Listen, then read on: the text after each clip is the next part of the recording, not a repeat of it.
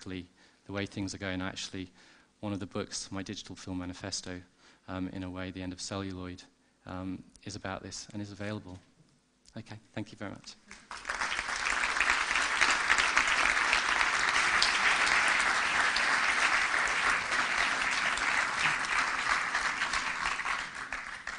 Thank you, Matt Hanson.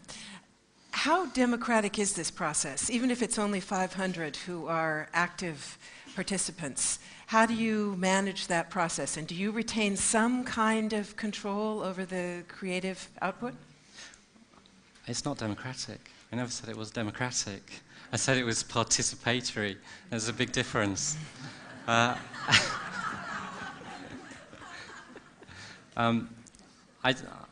think you could have a democratic feature film, and I think that's why we've seen in the idea of open movies. We've seen a lot of documentaries being made, because I think it's easier to do that with documentaries. But if you're looking at it in terms of telling a story, I think you always need somebody to be directing that story. The difference is that as a filmmaker, I'm being much more open with the audience, creating a completely different relationship with the audience and saying, you can be part of it, you can actually bring your ideas into it. I'm open to those ideas. I want to be empowered by the ideas as well. So when your second script was, as you said, destroyed, this is a process that you went along with because you were convinced that the quality would improve. Yeah, I wanted to see where it went. This is like a really interesting experiment. What I didn't want to do was make a feature film the really traditional route where, other people have trodden.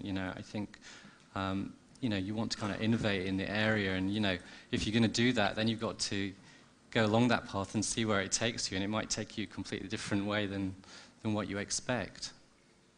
So is your goal then more the methodological, the process goal to do this experiment and see what you come out with, or is it driven by an aesthetic aim?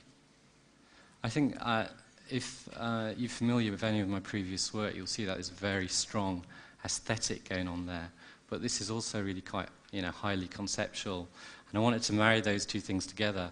And the only way I could marry them and make it not just, a very experimental side project was apply it to the most mainstream piece of media I could think about, which is the feature film. So that's why, it's wrapped up in a conventional box, but there's lots of, very kind of subversive elements being pumped into that. Is it so subversive that it's not going to make any money, or do you think there's also a business model in this?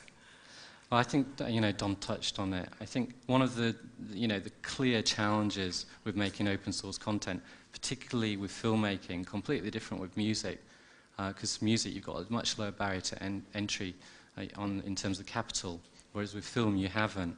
And I wanted to remix the whole process and say, well, how can we get over that? So I looked at it and thought, you can do it with a subscription model. So that's why people, to participate in it and be part of it, there's a membership fee. But then you get some kind of agency and control of the process, and you've been part of that. So I think that's a good quid pro quo, in a way, to do it. And by doing that, you get in the budget. Before you're actually making the film. You don't have to look at recouping it, because actually recouping money in film is a completely inefficient way. I think, so what is, well, producer said to me it takes something like seven levels of, between the producer and the actual consumer, and everybody's taking their cut there. So I actually did a business management degree, so I can bandy about topics like, words like disintermediation, just freely.